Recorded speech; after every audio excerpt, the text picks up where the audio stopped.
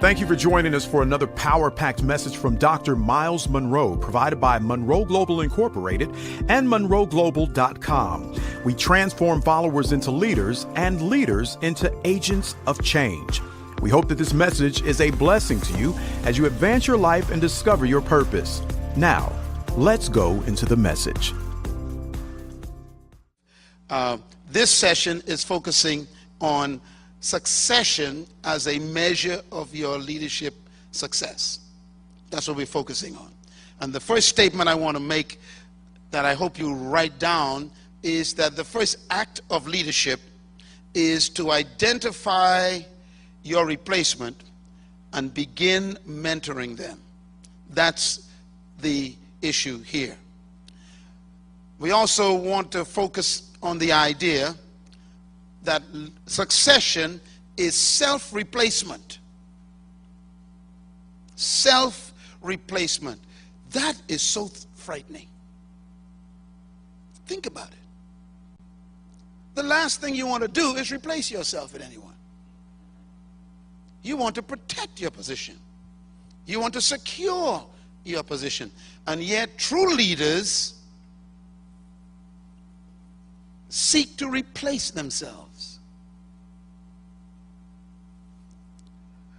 Point number 2, it takes courage to make yourself unnecessary.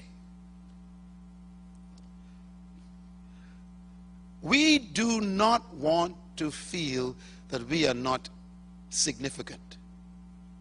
But great leaders move themselves out of the spotlight. You know, one of the greatest leaders I've ever met in my life, personally, was Nelson Mandela. Nelson Mandela was made president by unopposed vote. In other words, he was handed power on a silver platter by the South Africans. No one could oppose it because he earned the right to be trusted. He was president for one term. And then he makes a decision. Now, everyone thinking, this guy gonna be here for 20 years to fix South Africa. But he was not hungry for power. He sought his replacement. He began to mentor Mr. Mbeki. And his first opportunity that he got out of there. He is not like the person sitting behind you. When we get in a place of power, we settle in. We begin to make plans on how we're going to stay here and never be moved. He could not wait to relinquish power because he didn't feel that he needed to pursue authority. So he was willing to make himself unnecessary. Point number 3, it takes courage for you to work yourself out of a job. And succession is about working yourself out of a job, making room for the next phase of leadership. That leads to point number 4. It takes courage to train the person who will make sure you do not stay. Boy, this is getting worse, isn't it? Succession and mentoring is about moving yourself on. Move on. It's a tough decision. But great leaders have the courage to train other people who will make sure they don't stay.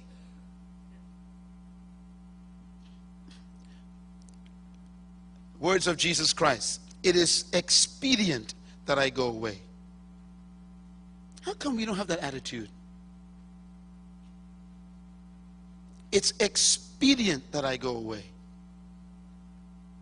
It's necessary that I leave you. It's in your best interest that I vacate this position. What kind of philosophy of leadership is that?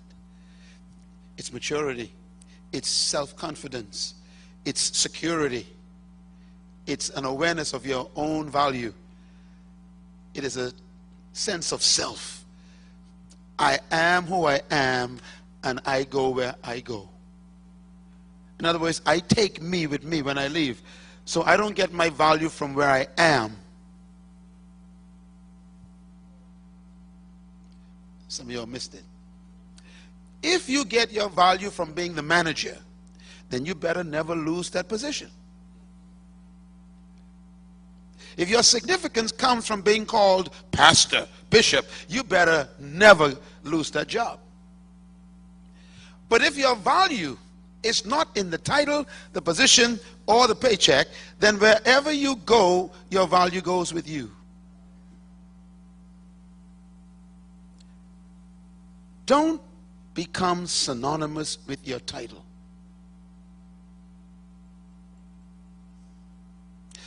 Don't become synonymous with your position.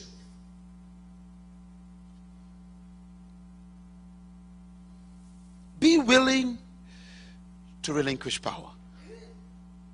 It's a sign of greatness.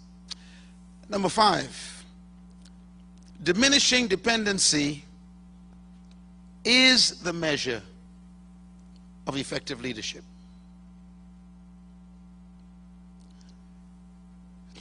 This takes all the skills of a leader to create an environment where you become less important.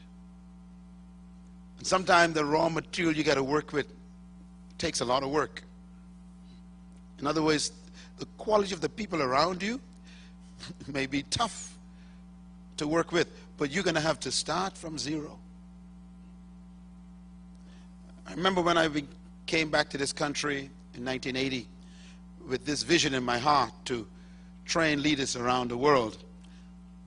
On my way back to this country from college, I remember asking a question. I asked God a question. I said, do you think the people that are necessary to carry this vision out exist in my island?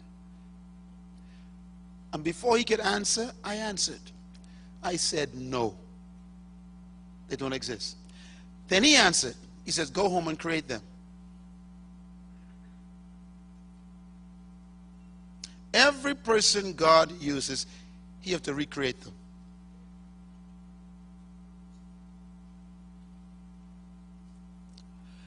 So the people in your environment who you would like to mentor and develop into leaders may need a lot of work. You got to have a lot of skill, a lot of patience to mentor people. You got to trust them with power, with the rights to make decisions. All right, here's something I thought was interesting. Succession is about life beyond your leadership, living beyond yourself. True leadership measures its success by this concept again of diminishing dependency. And therefore, your greatest contribution is to outlive yourself. How do you outlive yourself? By transferring yourself to other people. Succession is about living beyond your grave. And the only way to outlive your life is to reproduce yourself in the next generation.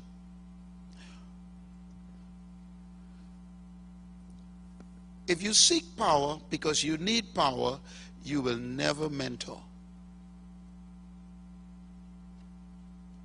But if you seek to serve the next generation, you will always desire to mentor.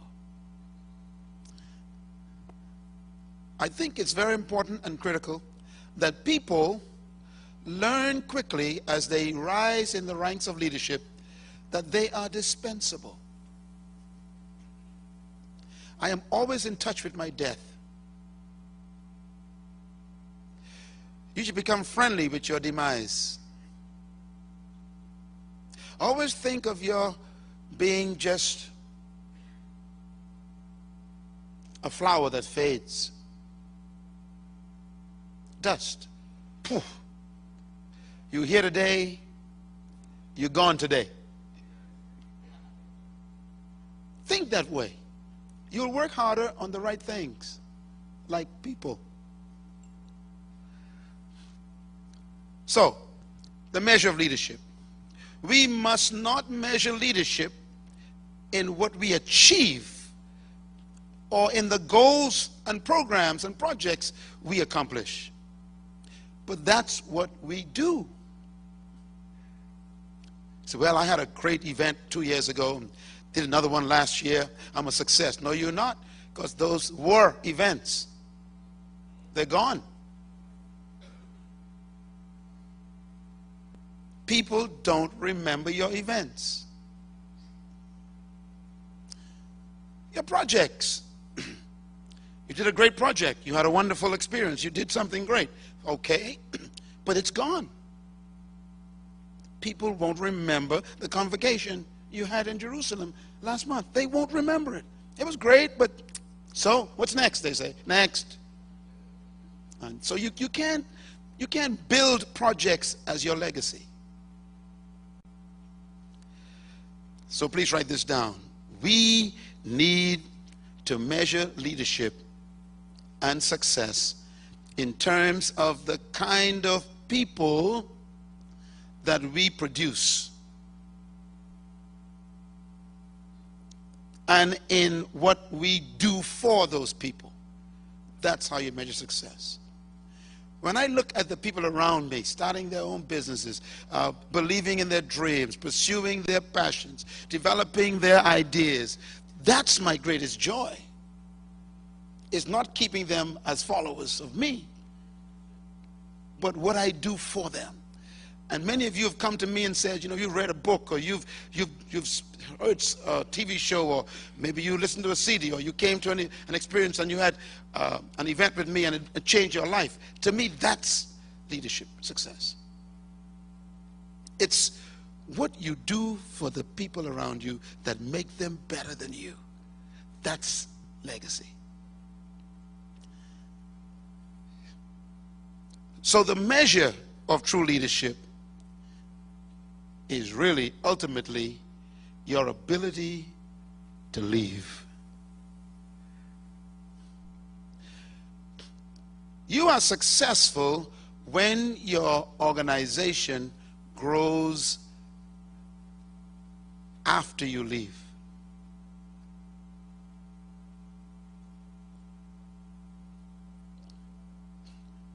When the greatest leader of all time left the earth, he had 11. Then 120 showed up in a room. And in 1 week, there was 3,000. And the rest is history. In his absence. Sometimes the only memory of a people is the old picture in the lobby.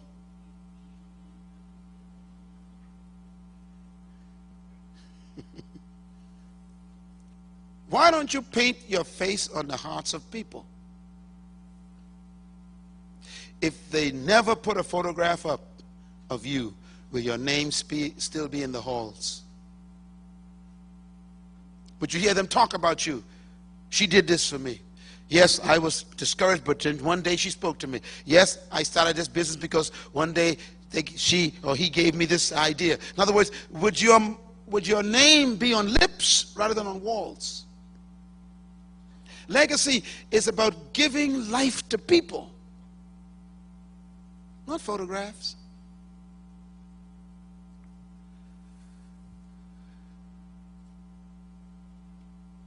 You are so important to the people around you. Give them your best. Give them yourself. They deserve that. Here's a thought. As mentor, true leadership makes itself increasingly unnecessary. That's how we live. True leadership is measured by what happens not in your presence, but what happens in your absence. Some of you were wondering whether you should come here. And you start thinking about the things you had to do that made you unable to come here. That could be a sign of your weakness. If you believe you can't afford to leave the place to come for you to grow, you are a poor leader. Because it means you cannot trust the people that you claim to train to work in your absence. You can always tell a poor manager or an ineffective supervisor or a weak leader. And that is, every time they leave the office, there is a coffee and a water fountain party. You all know about those parties? Sure, you were part of them. You couldn't wait for the manager to leave, and you just sit around and talk for whatever, 2-3 hours. When they come back, everybody runs back to their desk. That's a poor leader. What happens in your organization when you leave? And why can't you stay away more than 2 weeks for a great vacation? Why do you need to call every hour? Because you are not a leader. What happens in your absence will measure your greatness. So mentoring sets you free to have a vacation. Mentoring keeps you healthy. You can rest. Hey, I like what Jesus Christ did. He went to heaven and sat down. Give him a big hand. That's good stuff. He did so well with those 12 guys. He says, I'm gone. I'm out of here. And he's been sitting for 2,000 years. That's a long vacation. And all he's doing is what? Just praying for the saints, it says. He did so well, he's just observing with his brothers. He said, look at my boys down there. They went from 11 to 2 billion. And I'm not there.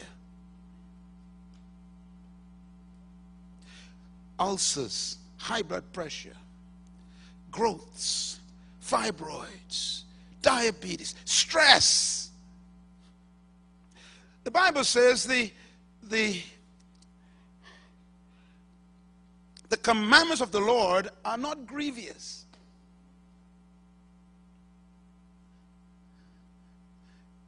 Is your work causing you grief? You can't just train people so you can go away. Let me tell you something. If their needing you makes you feel important, you are a parasite. If they keep calling you on vacation to ask you questions or get directions, you are a weak leader, perhaps not one at all. Why is it so quiet? See, leadership is the capacity to leave. And the only way to do that is intentional mentoring. Teaching them everything you know. Training them to discover their gifts, to become their best. Without you, then you can live long.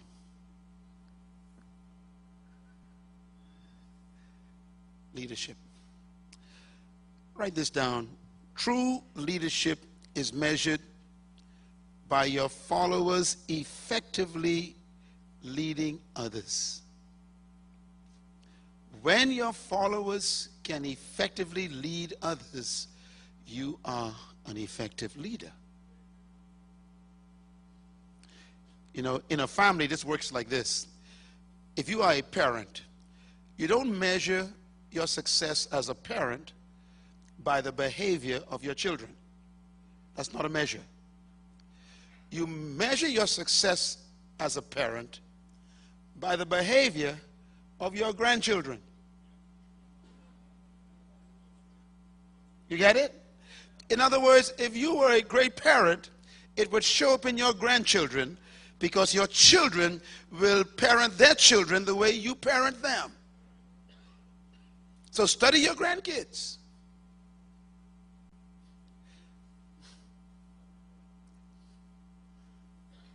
I pray not for those who are with me, he says, but I pray for those who will believe on me through them. I'm going to check the grandkids. Because if I mentored effectively, then my mentees will mentor effectively. This is why you should never be driven out of office. Oh, this is so good. Listen, some folks don't leave. They got to be driven out. The board got to vote to get them out. Don't give any board the pleasure. This is good stuff now. Don't let no board decide it's over. Beat them to the deal. Leave on your own volition. Transfer before you are terminated. Write that down. Good stuff. Eh? Transfer the power before they try to fire you. Just look. Why? I don't need this job. I came here to create leaders and I'm on my way. That's the way you go into an organization.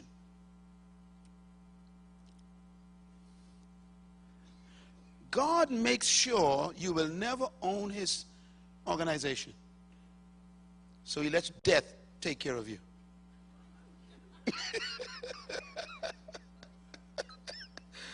You think you all of that? Don't worry, we're going to stretch you out in a casket in a little while.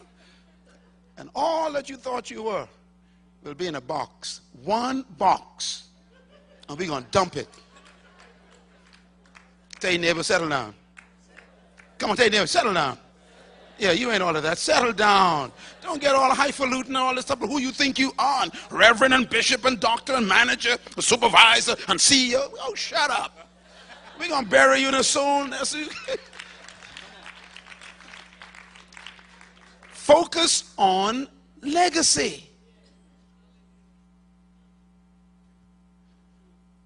Some of you are 3 weeks away from cancer and don't know it. Some of you are 12 months away from it. You are 18 months away from an accident. I don't know. You don't either. Maybe that's why he sent you here. Because he knows the future so well. Maybe he's saying, go back and start in the morning. Call your office and say, look, I'm in the Bahamas where God lives and he's talking to me. I ain't calling y'all no more until I come home. Do what you know to do and make me proud. And then hang the phone up. Maybe he sent you here because your time may be short.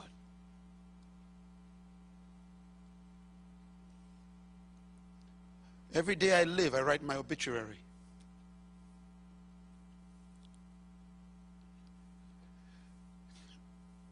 Every day I decide what they will say over my dead body. I'm writing that myself.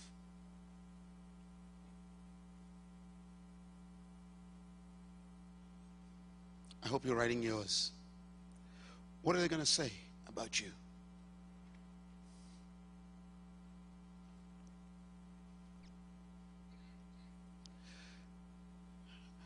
I shudder to think that you can work all your life for something and someone comes along and kills it in 1 month. Leadership success is not measured by what you have done, but by what you can successfully transfer to the next generation. The vision, the passion, the ideas, the dream, what you saw that you won't live long enough to finish.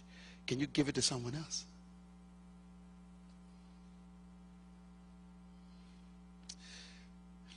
That's your leadership success. That's how you measure it. When the Lord gave me this theme for this conference, I was afraid. I said, because maybe we're not matured enough for this. We still got these little small little minds that that are demagogic. We want power. We want to hold on to all this notoriety. And God is saying, let it go. It's tough to let it go. All right, here's something to write down before we break. If your ministry or your vision dies with you, you failed. So you measure leadership success in succession by living forever through people. You know you're going to die, so you might as well make it worth it. Do something that makes you live beyond your cemetery. Don't live just for yourself. Leadership is about transfer. It's about intentional release of power.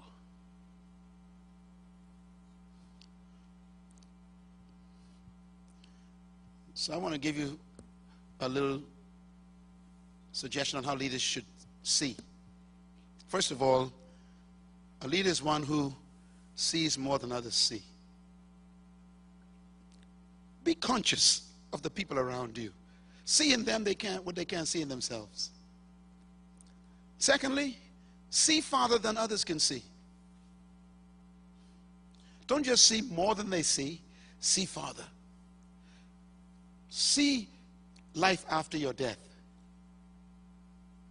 and design it. You can design your future beyond your grave by mentoring.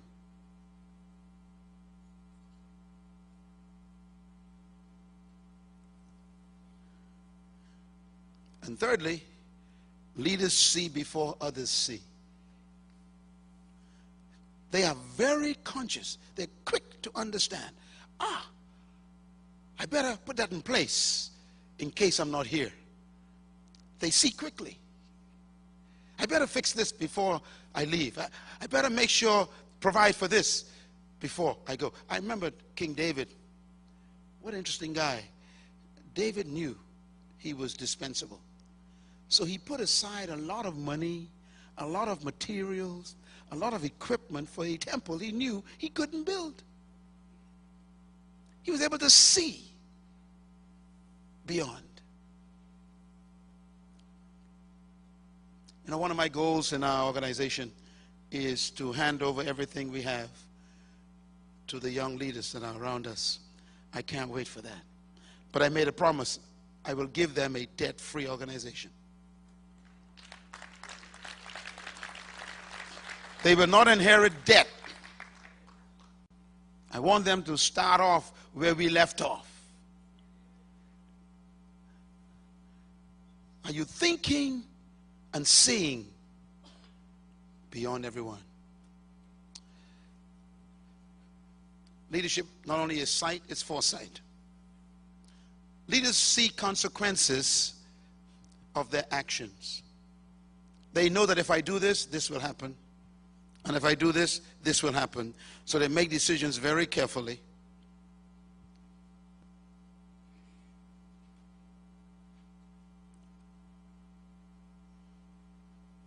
They measure leadership by the decisions they make to secure the future. You don't make decisions to secure yourself.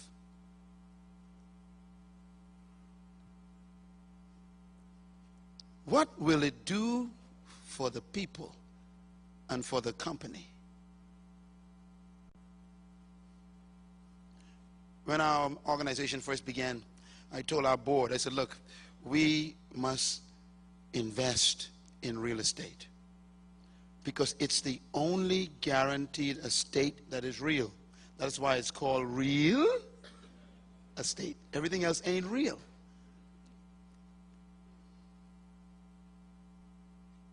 And so we've been doing that over the years.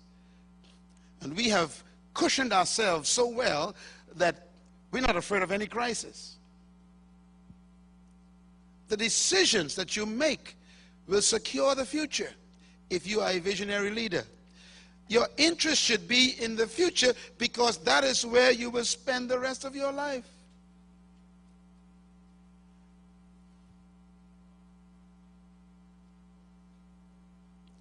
If you mentor people, they'll protect you. I'm going to say this again. If you mentor people effectively, they will protect you later. I have seen some of the most horrific experiences that could make you stop believing in God in the church. I've seen pastors who died, and in 1 week the board fired their wives, got rid of their sons and daughters out of the church. And this pastor built the church for 40 years. 1 week, the board gets rid of the whole family. That pastor failed, not the board. Because if he had mentored someone and transferred the vision to that person would protect the pastor's legacy and his family.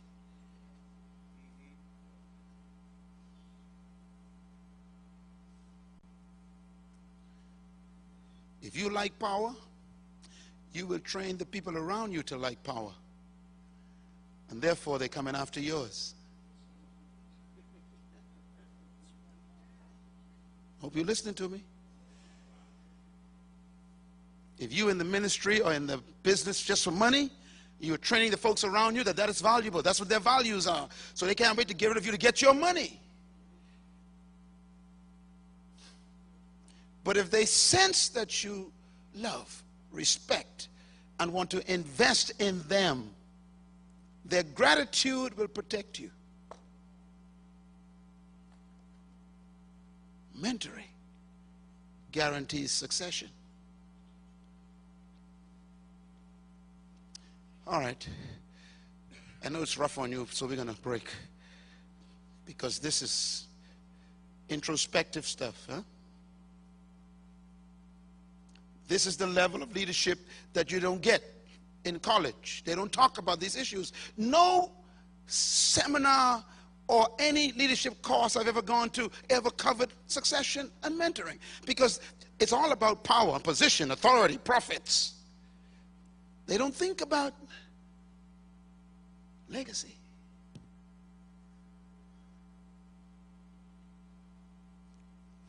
Here's something to think about. Don't miss any session, please. Because we need to learn about how to do this. Anybody want to know how to mentor? Let me see your hands. You know how to do it? Let me see your hands. I just want to see a confession. You want to know how to mentor? Okay, some of you assume you know. I'm not going to leave it up to guessing. This statement up here is an interesting statement. And this is a little hint. And we're going to break in 5 minutes. But I want you to think about this. First of all, one of the most successful transfer of power was Moses to Joshua. Do you agree? Absolutely. Perfect. Normally, when there is a transition of power, there's a fight. Infighting. Board meetings become violent wrestling matches. People start jockeying for position and lining up and setting up and claiming different pieces of the organization. And it begins a big war. No war with Moses and Joshua. Easy. But do you know why? If you read this statement, very interesting statement. It says Joshua, whose father's name was Nun,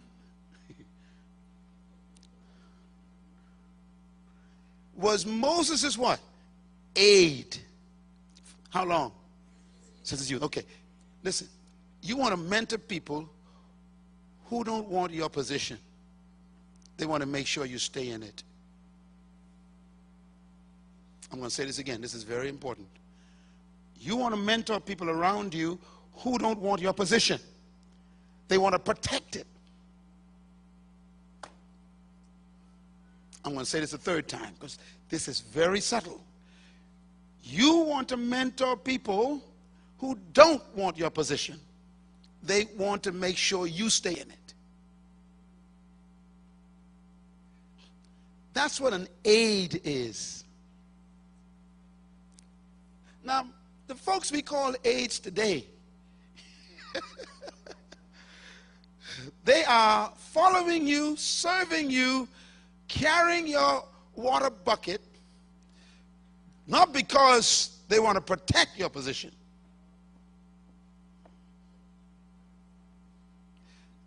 They are hoping that a couple of things will happen. One, you'll make a mistake and you'll get fired and they'll get the position. Two, they'll catch you in something that disqualifies you and they'll blow the whistle on you and take your position. Or three, they pray for you to die quickly so they can take a position. Or fourthly, they hope you go senile, demented, so they can qualify for your position. Or fifthly, they will be your aid so that you will turn around one day and give it to them. And all of them are wrong motivations. Joshua wanted nothing. How do I know this? Well, look at the next statement. You remember when God told Moses, he said, Moses, this work is too hard for you. I want you to lay hands on 70 elders. So the 70 came, Moses called them out. Of course, he identified qualifications. He called them out. And then he laid his hands on these 70 people. And when he laid his hands on them, the same spirit that was on Moses came upon these people. So now Moses multiplied himself 70 times. And it says Joshua was not in the camp when this happened. He might have been working somewhere doing something. And when he came back to the camp, you're talking about at least almost 2 million people by this time. I mean, it's a massive country, a mobile country.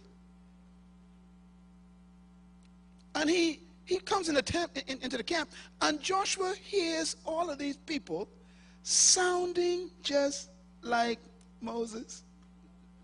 They began to prophesy, talk, and they sounded just like Moses. Now Joshua becomes very, very angry. And Joshua listens and he goes, "What are you doing? Stop it." And he runs in the office. He tells secretary, "I want to see the CEO now." And she recognized that, oh, okay, he's the aide. And she let him in. And he walks into Moses' office and he said, "Master, do you know what's happening outside?" He said, "Everybody gonna take your job."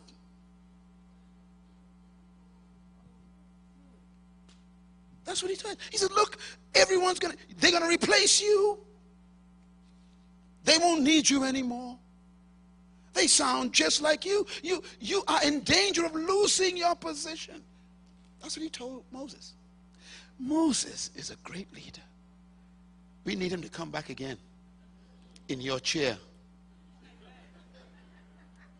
Moses turns to this young guy and he spoke.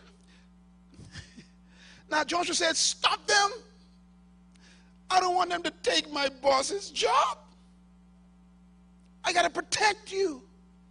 And Moses replied, "Joshua." And I believe this was the moment when Moses decided this kid gets the company. Because he doesn't want it. He wants to protect me. Wow. This is when Joshua expressed his love for his boss. And please don't forget that statement. It'll make sense tomorrow. His love for his boss. And Joshua heard Moses say, "Look, listen, son. Are you jealous not of me?" Please write that down. That's important. See, People around you, they're jealous of your job, jealous of your power, jealous of your money, your notoriety, your fame, your position. You're the manager. I want to be the manager. So they try to do stuff to get you out of there. He wasn't jealous of Moses. He was jealous what? For Moses. That statement means he was defending Moses' position. Whew. When people talk about your boss or your pastor, what do you say to them? When people gossip about your boss or your pastor, what do you say? Do you join in? Or do you defend them? Don't you talk about my president like that. You stop that. Don't you talk about my supervisor like that. Do you say that? If you join in with them, you will never be a successor. I remember one time, and we're going to get into this again tomorrow, but, Peter, wow, I knew the moment when Jesus chose him. That's when Jesus started talking about, I'm going to die. Peter says, over my dead body. Christ says, I like this guy. I like this guy. Do you defend your boss? Or do you join in and criticize because you want him to fall so you can have the position?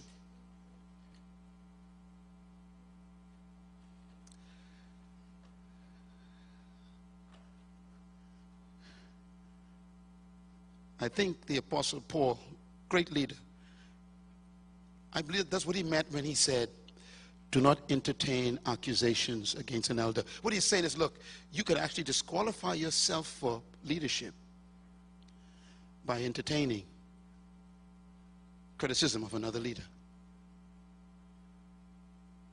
because you rejoice in their fall. Joshua was defending the position of Moses. He says, I don't want no one to compete with you, boss. And Joshua says, I'll die if they try to take your job. And Moses says, are you jealous for my sake? Then Moses shows his leadership maturity. He said, I wish everybody was like me. Why? I'm not competing for this position. I want everyone to be a leader. There it is. Oh, great prophet. God says, look, Moses, look, I want everybody to be a prophet. Is that how you think about your leadership position right now? You wish everybody in the office could have your job? Or you praying they never get it? What's your mentality about leadership? Are you defending your turf, and anyone who comes close, you find a reason to destroy them? Or are you saying, I wish all of you can take my job. I'm going to make all of you just like me. I'm going to train all of you to have my same ability. Wow. That's maturity. Leaders, true leaders, are never married to a position. True leaders walk around with a debt, DBT. They owe to humanity. I owe humanity this. I'm going to pay my debt. That's how I feel every day. I owe all of you what I'm teaching. I have to do this. I owe you this. This ain't no job for me. This is an obligation.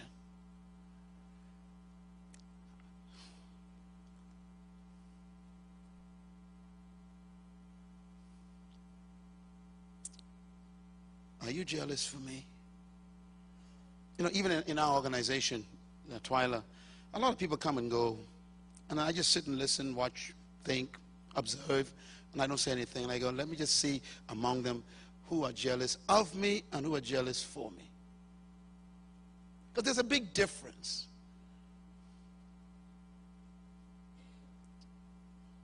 There's some folks who don't like you because you're successful. And what they don't know is, if they're smart, if they act right, they can get all of it dumped in their laps. Are you jealous for me? Moses said. Then you got the whole job. Didn't give it to his sister, Miriam. You remember her attitude. Some of y'all got that same, no, not you, the one behind you, got that same attitude. Well, who you think he is? God can speak to me. Wait a minute. This is not about competition. It's about purpose. That's Moses' purpose. Girl, you can't compete with purpose. You can't compete with Myles Munroe, what I'm doing. This ain't your purpose. You find your spot and you glow in it. God says, Miriam, I'm going to kill you because of your attitude. And he gave her leprosy. Yeah. And the same person that you are jealous of will be the one to save you. Moses saved her. Why? Because he didn't ask for the job. True leaders never ask for their jobs. Destiny chose them. So don't ever be jealous of destiny. You'll never win. It's like being angry because a bird is flying. The bird will fly and sing while you die because he didn't choose to be a bird.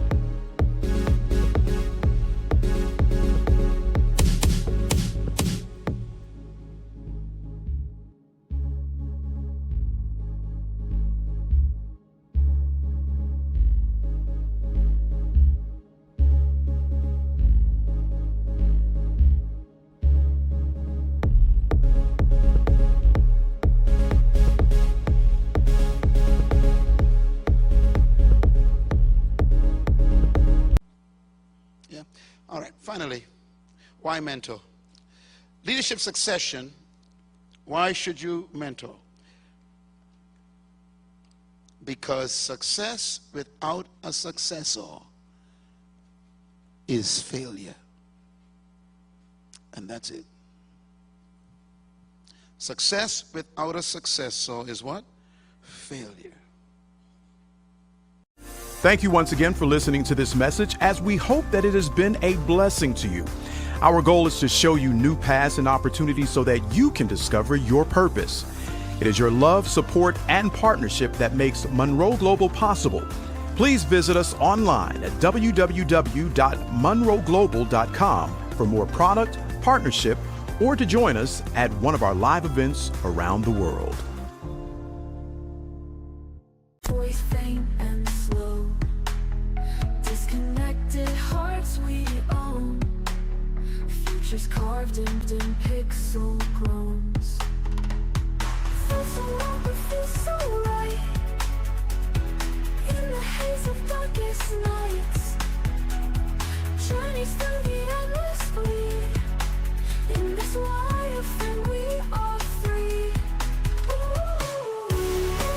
We dance in synthetic lights, shadows of forgotten nights. We chase our endless tides, and neon dreams we glide. Fading footprints in the snow, hollow voices faint and slow, disconnected hearts we own, futures carved in pixel groans. Felt so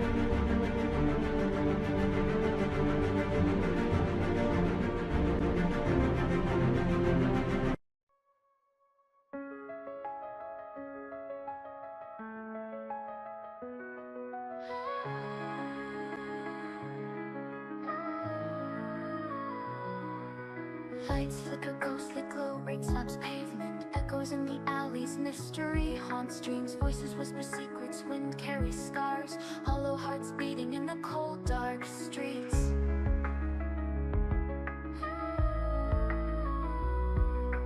Blindfold tight, grasped for sense, feeling lost, walls closing in, trapped, no way out here. Faint lullabies clash, broken promises, weight of sorrow pulling downwards in despair.